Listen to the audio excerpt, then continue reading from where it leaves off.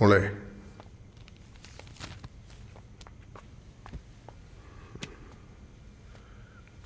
ഞാനൊരു തീരുമാനമെടുത്തു.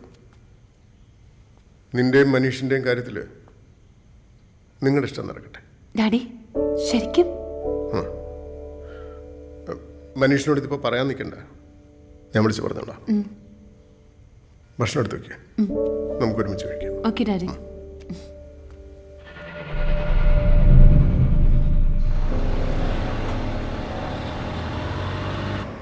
അപ്പൊ ജീനയെ അറിയായിരിക്കുമല്ലോ അല്ലേ? അതാരാ? ശ്രീകുമാർ സാറിന്റെ മോള് ജീന. ഓ ഹോ, എൻ്റെ ഗേൾഫ്രണ്ട് ആണ് കേട്ടോ. കുറച്ച് കാലമായിട്ട് റിലേഷൻഷിപ്പില്ല.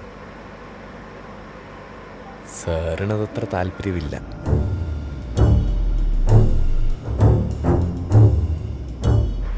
പിന്നെ ഓരോരുത്തർക്കും അവരവരുടേതായ കാഴ്ചപ്പാട് വെക്കും അല്ലേ? ശ്രീകുമാർ സാറിനോട് സംസാരിച്ചു നോക്കിക്കോട്ടെ.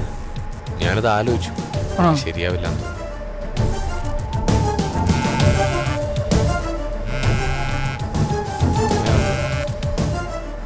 ഹലോ ഹലോ, മോനെ മനു, അമ്മാനാടാ.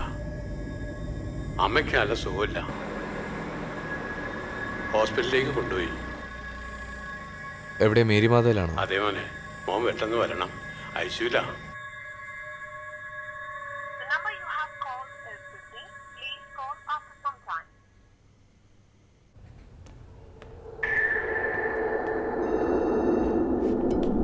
ഗതികെട്ട പുലി പുല്ലു തിന്നു, പുല്ലു തിന്ന പുലിക്കുന്ന പുലിവാല്.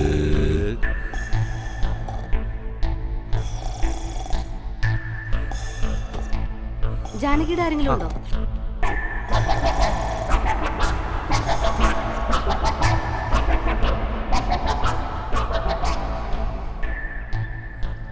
അപ്പൊ നിങ്ങൾക്ക് അവനെ ഒന്നും ചെയ്യാൻ പറ്റിയില്ല അല്ലേ?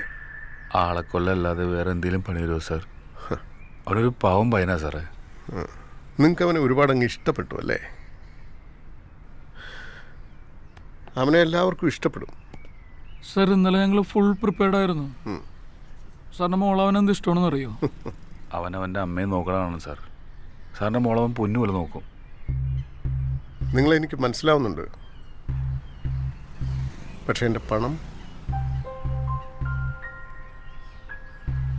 സാറിൻ്റെ പണം ഞങ്ങൾ തരും. അതിപ്പോൾ ആരെ കൊന്നിട്ടായാലും.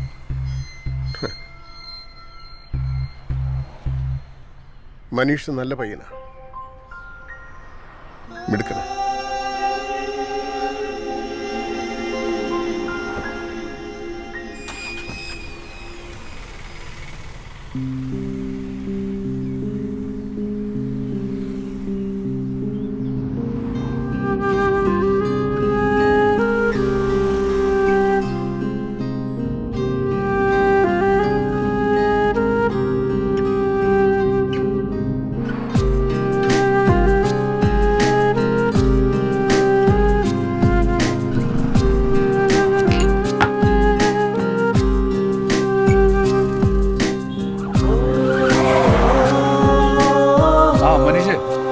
ചേട്ടാ, അമ്മയെ റൂമിലേക്ക് മാറ്റി കേട്ടോ.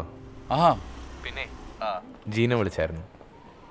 അവളുടെ ഡാഡി ഞങ്ങളുടെ കല്യാണത്തിന് സമ്മതിച്ചെന്ന്. ഓ കലക്കിലോ. പിന്നെ അപ്പൊ എന്തായാലും ഇന്ന് നമുക്കൊന്ന് സെലിബ്രേറ്റ് ചെയ്യണ്ടേ? പൊളിക്കാം നമുക്ക്. അപ്പൊ ഗിരിച്ചേട്ടനോടും കൂടെ ഒന്ന് പറഞ്ഞേക്ക്. ഓ ശരി ശരി ശരി, ഞാൻ തിരിച്ചെത്തിയിട്ട് വിളിക്കാം.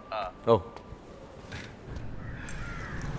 എടോ, ആ ശ്രീകുമാർ സാർ തങ്കപ്പെട്ട മനുഷ്യനാടോ. ആള് കല്യാണത്തിന് സമ്മതിച്ചു. ആണോ? ആ, അവന്റെ അമ്മയും സുഖായി.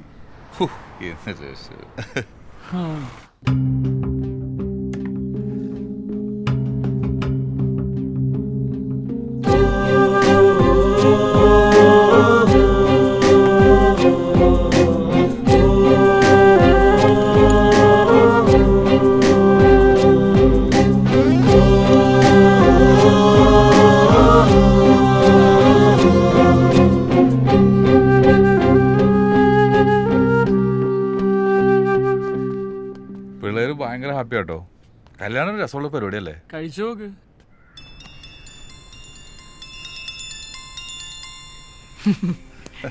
കല്യാണത്തിന്റെ കാര്യം പറഞ്ഞേ ഉള്ളൂ. എൻ്റെ ഭാര്യ. ആ.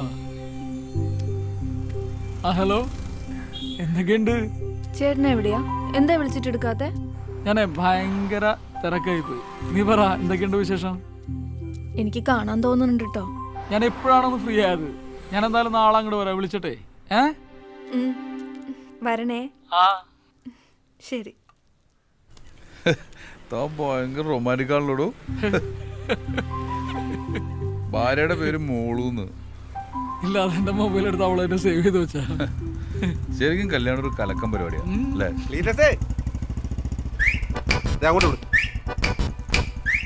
കാറ്റും കൊണ്ടിരിക്കുക ആശാര്. ക്ലീറ്റസേ, നിന്നെ ഇപ്പൊ കാണാൻ കിട്ടുന്നില്ലോടെ. ഓ, നമ്മളോട് എന്റെ കാറോടെ. കാർ ഞാൻ വിറ്റ് ജീവിച്ചു പോയിക്കോട്ടെ. ഉവ്വ നിങ്ങൾ പൂത്ത കാശുണ്ടാക്കിയവരൊക്കെ നാട്ടുകാർക്ക് മൊത്തം അറിയാം. അവിടെ പറഞ്ഞോ? പിന്നെ നമ്മൾ തമ്മിൽ ചില പ്രശ്നമൊക്കെ ഉണ്ടായിരുന്നു, അത് വിട്ടുകളാ. എടാ, ഫണ്ട് ഓവർഫ്ലോനെ കുറിച്ച് ഇങ്ങോട്ട് പലിശടാ. നീ പൊക്കോ, കുറച്ച് സന്തോഷിച്ചിരിക്കുക. അതെ, കോട്ടയുടെ ക്ലീറ്റസേ. ശരിയെന്നാ. ഒരു ഉളുപ്പില്ലാത്ത നാറികളല്ലേ.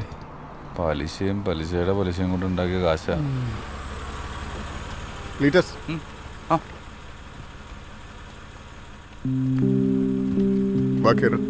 അല്ല സാർ, ബൈക്കുണ്ട്. അയാളെ പുറകെ വന്നാൽ മതി. താങ്കർ പിന്നല്ലോ. ഓ,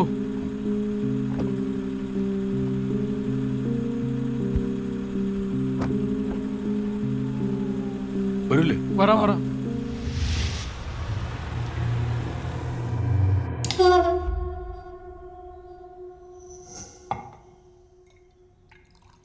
ഞാനൊന്ന് മര്യാദയ്ക്ക് ഉറങ്ങിയിട്ട് എത്ര നാളായെന്നറിയും.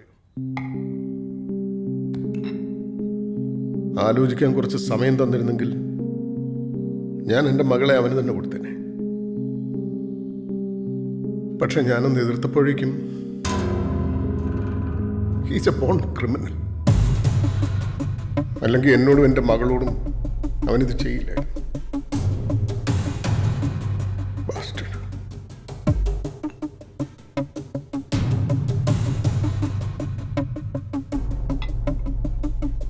$1 കോടി അവൻ എന്നോട് ചോദിച്ചത്. എന്തിനാ? Black mailing. കഴിഞ്ഞ 1 മാസമായിട്ട് അവൻ എന്നെ ബ്ലാക്ക് മെയിൽ ചെയ്തുകൊണ്ടിരിക്കുക. സഹിക്കാൻ പറ്റാത്ത ടോർച്ചറിങ് ആണ്. ഈ പെൻഡ്രൈവ് അവൻ എനിക്ക് തന്നതിന് ശേഷം ഇതിലെന്ത്?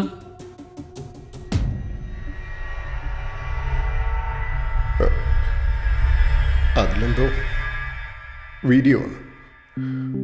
അവൻ്റെയും എൻ്റെ മോളുടെയും.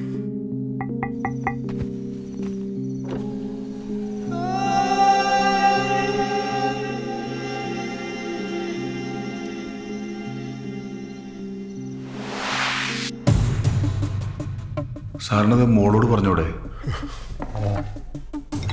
അവള് പിന്നെ അത് മനീഷിനോട് ചോദിച്ചാൽ ആ പെൻഡ്രൈവിലുള്ളത് ലോകം മുഴുവൻ കാണും. അവനത് എന്നോട് പറഞ്ഞിട്ടുണ്ട്.